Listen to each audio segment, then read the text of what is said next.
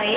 You pull the skin up para hindi nyo matatouch yung, hindi nyo magugupit yung muscle. Balat lang.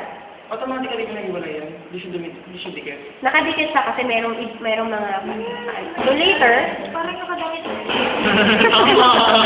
May damit. actually tayo. Pag sa skin graft, syempre hindi ko lang magkapa skin graft, di ba? Sa skin graft, yun. As thin as paper. Okay, and then you use a scalpel to get rid of the connections, okay, yung mga tissues na yan. Pero, yan, ganyan siya. So, ganyan. Ganyan. Parang nagluluto lang kayo eh. Pabagal eh, so I like this. Pull. Paano pag mga ano yung... Take note na yung skin niya, merong mga veins. So, normal lang na medyo dumugo when you pull it out. Now, bakit kaya may veins? Kasi they use their skin for respiration as well. Okay? Kinalay ka na. Ay, binibideo mo ba? Isa, kami din sama mo. Okay. When you open naman, dito, meron ka talaga dito ang opening. Yung medyo parang bukas. Dito. Design for this. This is our female toe. When you cut, iwasan yung medyo gitna. Kasi sa gitna, you have there the abdominal vein. And once you cut it, madugo. It will be bloody. So, medyo lumipat. Or, Biglang tumagan yung front. mahirap kasi may black. Eggs kasi yun. So, hindi ko makita yung blood vessels. So, tatanggalin natin. Ayan, sabi na. Ma'am, normally wala po talaga laban. Hindi naman. Babae kasi siya. Hindi lagi may egg sa loob. Hindi. Mature siya eh. Buntis siya. Oh my God. Oo, naman. Dami-dami na. Hindi pa dadagdagan. Dadagdagan. O, diba? Malik, okay ka lang? Teka nga talaga. Dapat lang yan sa'yo. And then, cut nyo lang dire-diretso. Just do not get too excited with cutting your toes. Kasi ang nangyari minsan, dire-diretso sila. Yun, kasama ang heart. So, Ay, natibok ko. Oo, dahil nga ba Asan? Oo nga, natubok. Meron ka naman. Ay, natibok nga! Bakla! So, Ma'am, pwedeng tahiin niya para mabuhay ulit. hindi makita. Ma'am, pwede ba kung pwede sa ano? Oo, sige. Pwede kayo nga po. Diba? Ikaw ang nang Kita? Kita ba? Ayun na natin buksa. Ay, sorry. Stand down din yung kamay. Hoy, upload mo to dyan. Si Juliet. Tag mo ako. Uy, sama mo naman siya. Ayoko. Ayun yan. Oo, kasi naisipon ako sa kano ko yung video. Classmates. Hello! Uy, kami din. Ay, ang sa liposan. Yun yung egg niya, ma'am. So, kita niyo to, ito yung blood vessel na pag nadali natin, magiging ito. Ito the abdominal vein. Yes, kasi pag naputol po yan, napakadugo as in. Wala. Mami, di ba po yung inaalis niyo? Mami, di ba maya baka sumirit ka sa amin? Umalis. Ika ba ako sa alin dyan? Okay, Di ba mga puto eh? yun yan. ba yan lang? Ay, kailangan hindi maputo. Wait lang. Hindi ako pwedeng matubukan.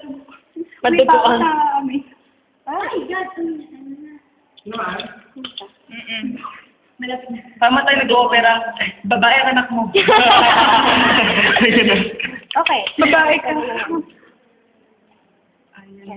Okay, so, and then you use a probe.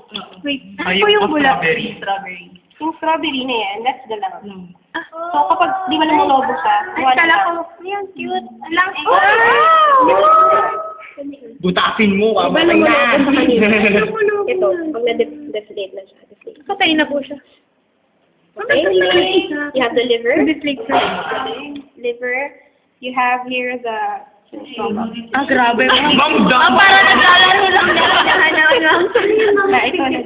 Ito yung stomach. Sinungkit na yan. Grabe, nagkasasaktan na yan. Small intestine. Ito yung large intestine. Now, ang interest natin dito is to determine if it's a male or female. Agad-agad na sabi natin na siya ay female kasi meron siyang eggs.